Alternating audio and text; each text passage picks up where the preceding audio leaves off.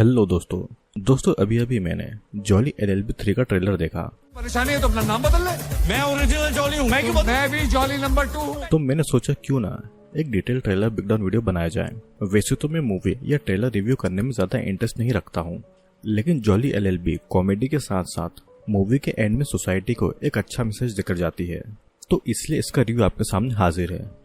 Jolly LLB 1 2013 में release हुई थी, जिसके 4 साल के बाद में जॉली एलएलबी 2 2017 में और अब 2025 यानी कि जॉली एलएलबी 2 के रिलीज के 8 साल के बाद में जॉली एलएलबी 3 आई है। ये फिल्म जॉली एलएलबी फ्रेंचाइजी का तीसरा भाग है।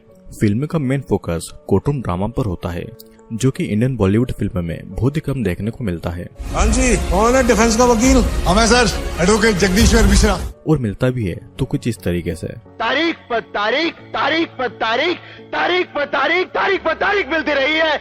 लेकिन जॉली एलएलबी में बहुत ही अच्छे तरीके से एक फन वे में हमें कोर्टरूम को दिखाया गया था। कई बार ये डायलॉग सुना है कि कानून के हाथ लंबे होते हैं, घंटा लंबे होते हैं। जॉली एलएलबी 3 की बात करें तो इस मूवी का मेन कैरेक्टर अक्षय कुमार और अरशद वारसी होने वाले हैं, जिसमें दोनों के नाम जी जगदीश त्यागी जी।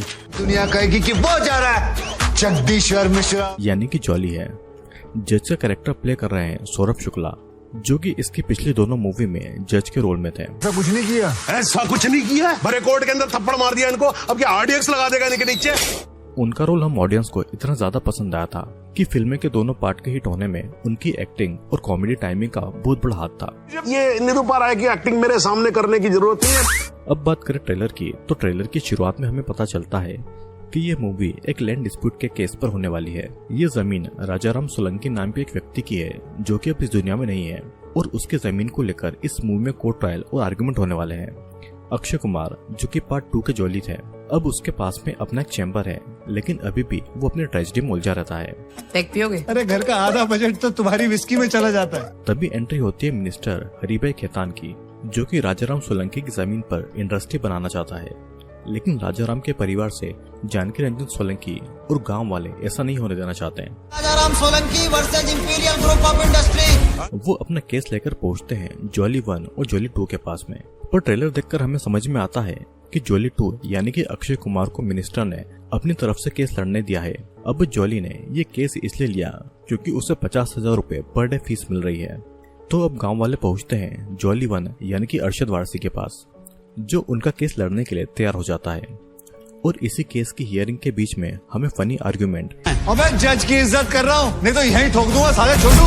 सीरियस मोमेंट्स और इमोशनल डायलॉग देखने को मिलेंगे। तो फिर जानकी राजाराम की वैल्यू क्यों नहीं है चला? Subhash Kapoor directed film jolly LLB 1 2013 में जब रिलीज हुई थी, किसी ने सोचा भी नहीं था कि अरशद वारसी द्वारा प्लेड जॉली एक कोर्टरूम ड्रामा मूवी इतनी बड़ी हिट होगी, जो कि मात्र 13.5 करोड़ में बनी थी और उसका ओवरऑल कलेक्शन अप्रोक्स 40 करोड़ था। फिल्म की कहानी थी एक छोटे से एडवोकेट की, जो मेरठ से दिल्ली एक बड़ा एडवोकेट बनने और नाम कमाने के लिए आ जाता है। जॉली कोई काबिल वकील नहीं था, बल्कि एक नौसिखिया था, जो किसी भी केस को सीरियसली नहीं लेता था और ना ही उसने अपनी लॉ की पढ़ाई ठीक से की होगी। ये PIL डाल दिया आपने, हैं? अपील को एप्पल लिख रखा है इसके अंदर, प्रोसिक्यूशन को प्रोस्टिट्यूशन लिख रखा है। लेकिन फिर भी वो एक हाई प्रोफाइल केस में PIL यानी कि पब्लिक इंटरेस्ट लिटिगेशन डाल देता है। ये केस एक अमीरजादे बेटे द्वारा सड़क पर सो रहे गरीबों पर गाड़ी चढ़ाने का मामला था, जिसका डिफेंस एक बहुत ही बड़े एडवोकेट राजपाल कर रहे होते हैं। कोर्ट के मजिस्ट्रेट होते हैं सुंदरलाल त्रिपाठी यानी कि सौरभ शुक्ला।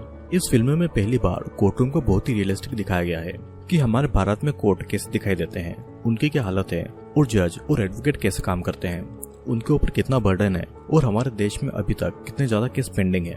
सिचुएशनल कॉमेडी और रियलिस्टिक जोक्स लोगों को इतने पसंद आए कि लो बजट में बनी ये फिल्म 40 करोड़ रुपए कमा गई। प्रैक्टिकल यार, प्रैक्टिकल टिक गई गधी के पिछवाड़े में। मुझे तो बस अभी लड़ना है। जिसके 4 साल के बाद यानी कि 2017 में आती है जॉली एलएलबी 2, जिसमें होते हैं Akshay Kumar same character jolly play करते हुए। लेकिन इसका पहली फिल्म से कोई भी लेना देना नहीं होता है। ऑडियंस अरशद वारसी की जगह अक्षय कुमार को देखकर थोड़ी डिसअपॉइंट तो थी, क्योंकि पार्ट 1 में अरशद वारसी की कॉमिक टाइमिंग और रियलिस्टिक एक्टिंग टॉप नॉच थी, और फिल्म के हिट होने में अरशद वारसी का बड़ा पार्ट था। पर अक्षय कुमार, जो खुद अपनी कॉमिक टाइमिंग के लिए जाने जाते हैं, जरा टॉवल निकाल के बाहर आइए ना, मुझे तुम्हें ठीक से देखना है।